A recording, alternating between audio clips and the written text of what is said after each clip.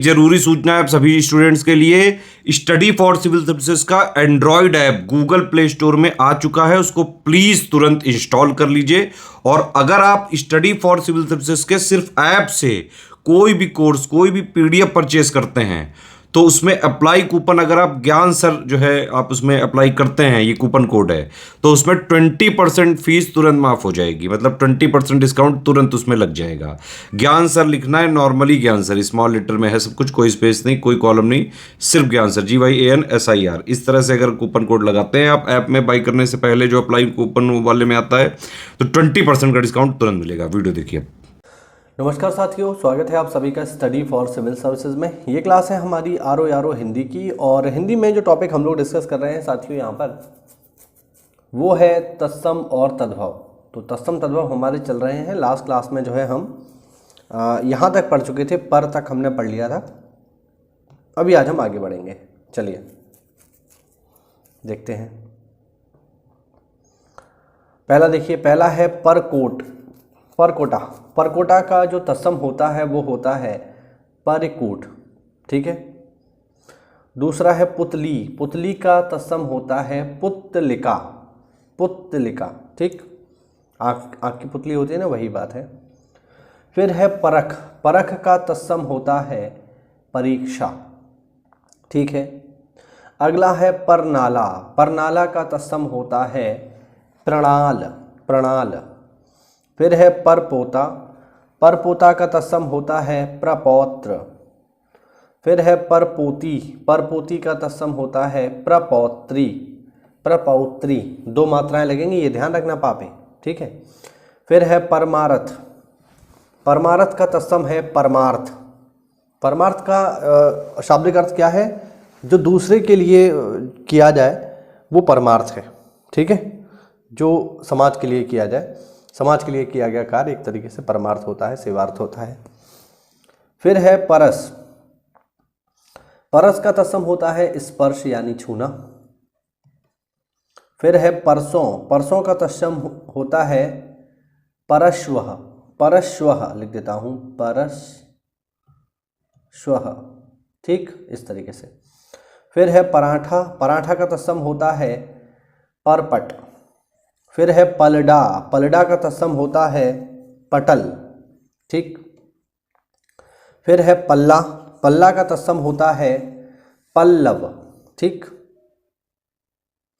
फिर है पसीना, पसीना का तत्सम होता है प्रस्वेद या फिर स्वेद या फिर प्रस्विन्न, ठीक है, ये भी होता है। तो प्रस्विन्न भी होता है, स्वेद भी होता है और प्रस्वेद भी होता है।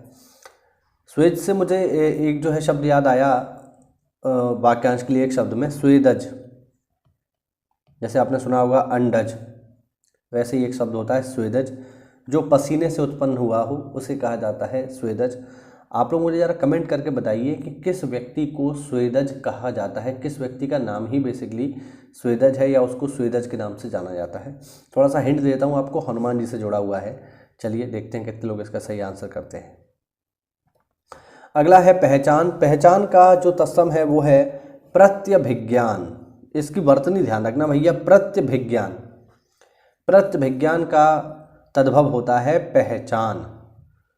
फिर है पहनाना, पहनाना का तत्सम होता है परिधान। अगला है पहर, पहर का तत्सम होता है प्रहर। अगला है पूड़ी, पूड़ी का तत्सम होता है पूपालिका, पूपालिका, ये पेपर पूछा गया है, ध्यान रखना। आगे है पहुँच, पहुँच का तत्सम होता है साथियों प्रभुत्व, है ना।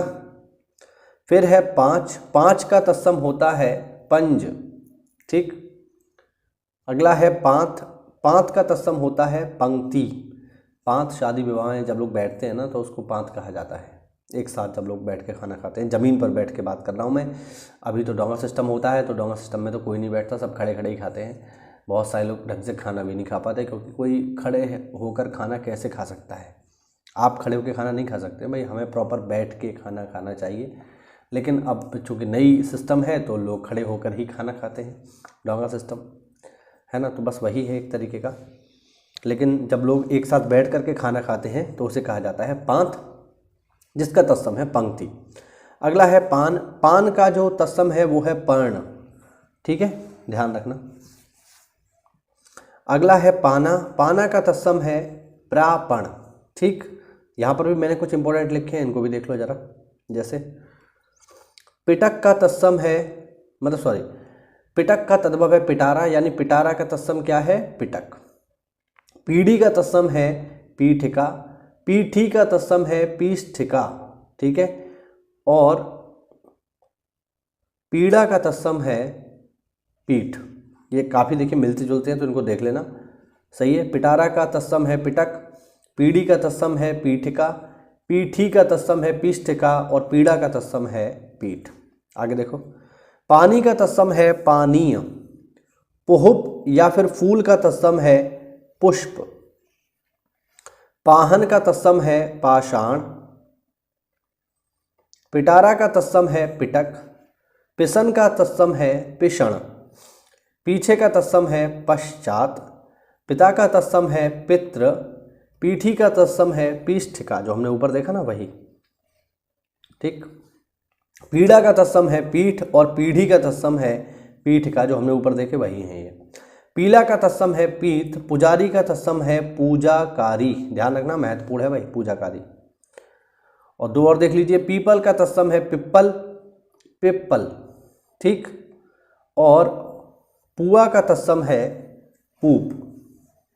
तो ये हो गए हमारे सारे के सारे तत्सम, मतलब ये हुए हमारे कुछ महत्वपूर्ण, सारे के सारे तो नहीं, अभी तो कुछ और थोड़े से रह गए हैं इसमें। तो ये हुए हमारे तत्सम और तद्भव। आज की क्लास में साथियों इतना ही। अगली क्लास में जो है हम बात करेंगे इसके आगे की, और बहुत जल्दी ही मैं समझता हूँ कुछ ही क्लासों के भीतर ये टॉपिक हमारा समाप्त हो जाएगा। तो चलिए मिलते हैं अगली क्लास में, तब तक के लिए जय हिंद, जय भारत, वंदे मातरम।